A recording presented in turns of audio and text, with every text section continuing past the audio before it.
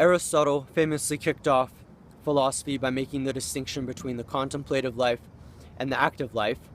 For Aristotle, the contemplative life was a life dedicated to thinking and thought, a life dedicated to books and to study, while the active life was primarily focused on civic engagement, as well as civic duty and any action related to the community and the like. Of course, we don't need to make such a sharp distinction.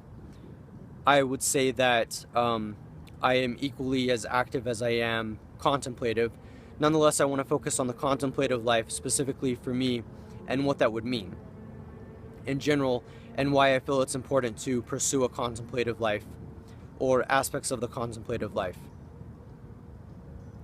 In all honesty, I think it's very easy for us, especially in our modern day empirical society, with its emphasis on the pragmatic and the scientific, the technological, the utilitarian, to think that contemplation is meaningless, that contemplation doesn't have a focus. Just think of the way philosophy is marginalized and you'll see what I mean. But I don't think this is necessarily a fair characterization and statement of thought and contemplation.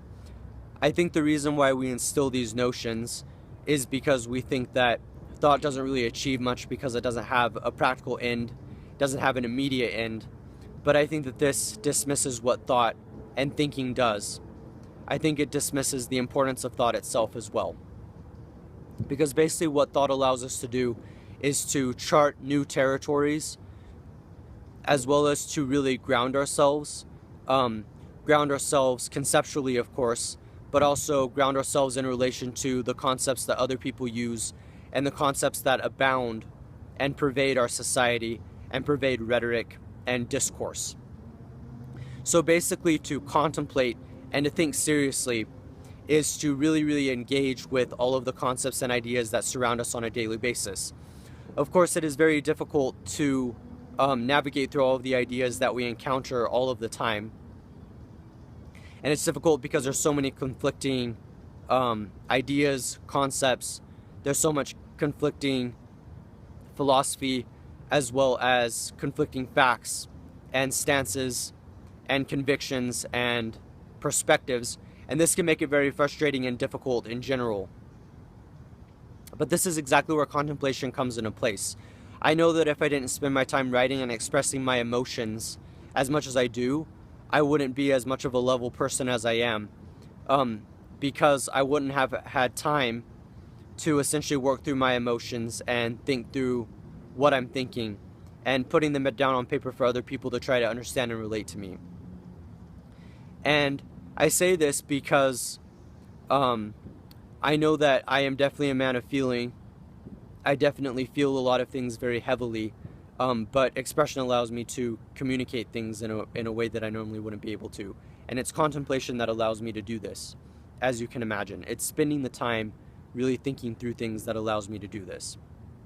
Of course, I mentioned earlier how contemplation is often degraded, how the contemplative life is degraded because we think that it's meaningless, because it serves no immediate practical end. But what's crazy enough is the fact that that is the practical end, is the fact that you are becoming a more clear-headed individual through time. You're processing your emotions, you're processing your feelings, you're processing all of the things that happen around you, the various stimuli, as well as the various ideas and concepts that are thrown around you all of the time. And this is important because we also have to keep in mind that oftentimes in society we expect an immediate answer, but the truth is life is a very difficult thing, especially with all of the multitude of perspectives that exist, the pluralism that exists, the plurality of everything. And this is important because we definitely need to be sensitive to other perspectives, especially the ones that differ in huge degrees from our own.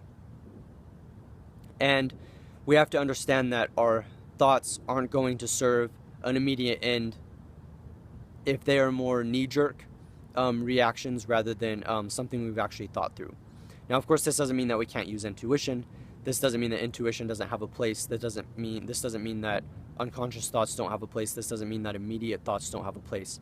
It just means that what we have to do is really think through our thoughts and really process all of these things as I've been saying. And we have to do this because indeed working through life is a process, and working through these difficult things is a process, and working through life itself and all of our various struggles and encounters and conflicts definitely takes time. And I honestly think this is why a lot of people have a hard time with the idea of a contemplative life, why they have a hard time reading books, for instance, because it just takes too much time, and it's easier to simply turn on the television and let that tell us what to do and dictate what we do. Watch some controversial news station and get ourselves worked up. And sometimes that seems easier, but it's not necessarily better. In my opinion and from my perspective, I think that it's much better to be level-headed, but I think this is something that we have to work for. We have to work for tranquility of thought and tranquility of mind.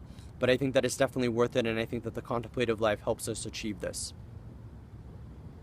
And I think that even if we instill ideas that the contemplative life is meaningless, it doesn't mean that it actually is meaningless. And it does indeed serve a function, the functions of which I've mentioned. This is Phoenix, and I hope you enjoyed this talk. Thank you.